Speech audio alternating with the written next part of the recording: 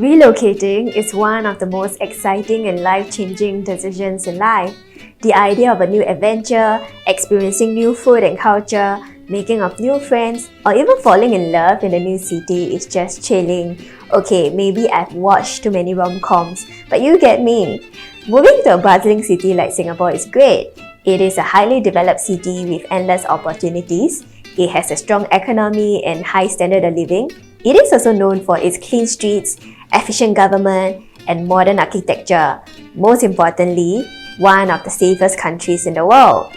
I'm not kidding, you can actually leave your laptop and puppy in the cafe for hours to reserve seats and no one will steal them. But as with most things in life, there is no free lunch. The trade-off to live in such an awesome city is the high cost of living. And the main challenge for foreigners living in Singapore will be high housing costs. While it is common for expats to rent, one may still wonder if it's wasteful to rent for a long term and whether it's possible for a foreigner to own an apartment in Singapore. Hi, my name is Shani. I have received a request to make this video, and in this video, I'm going to explore the idea of home ownership for foreigners in Singapore. So let us first understand what is causing this problem. It is actually a pretty straightforward demand and supply issue.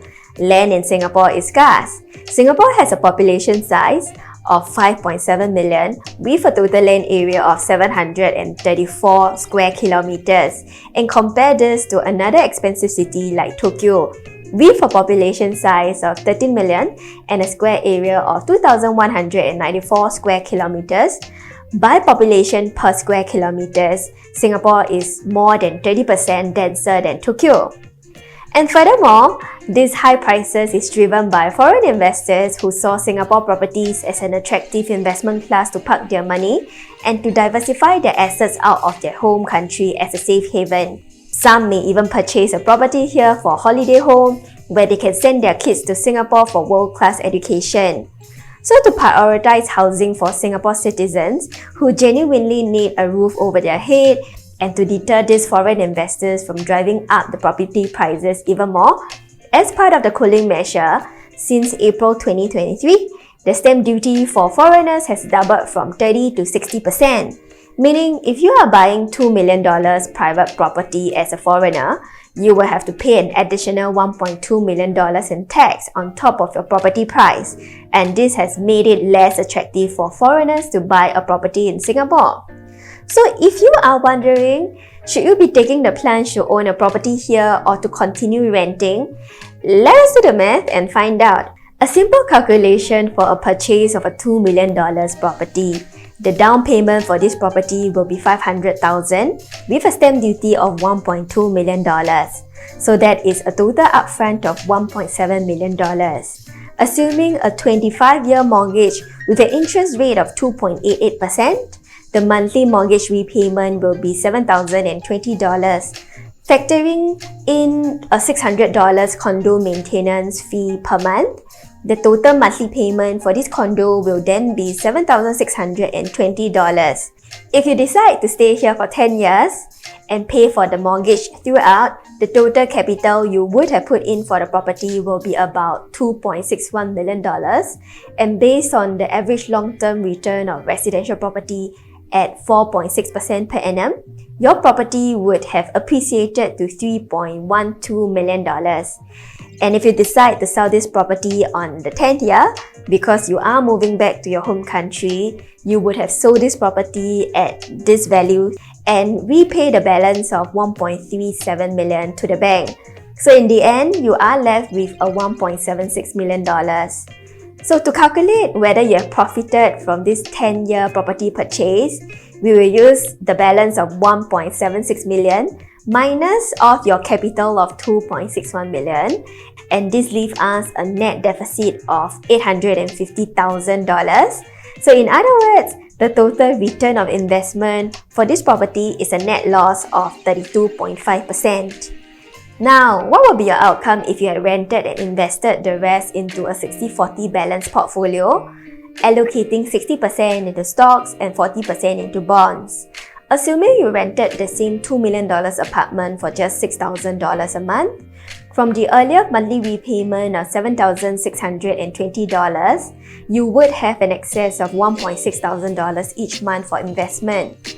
On top of this, together with the lump sum payment of $1.7 million that you would have used for your down payment and stamp duty, in 10 years, in a 60-40 portfolio, the investment would have appreciated to $3.08 million. That is assuming an average return of 5.2% per annum on this portfolio. So the net profit on this investment will be $3.08 million minus the capital of $1.89 million, which is $1.19 million. For the purpose of this buy versus rent illustration, we will also deduct 10 years worth of rent, that is $720,000 from this investment gain, and this final figure will work out to be still a net surplus of $470,000. So in other words, the return on investment to rent and invest the rest with the same amount of capital has a net gain of 17.9%. Putting the two outcomes side by side, buying versus renting, the difference between them is a total of 50.4%. And not forgetting, this calculation has excluded other costs such as property tax, agent fee, which, if we have included, will widen this difference even more. So this is a simple calculation to put your mind at ease that you are indeed better off renting than buying as an expat in Singapore. But since each of our needs and life situations are different, it is not an absolute no for home ownership by foreigners. Under special circumstances, you may still consider owning instead of to rent. And this will have to be a more emotional need that cannot be quantified by money, such as the need for a sense of security from having a place of your own.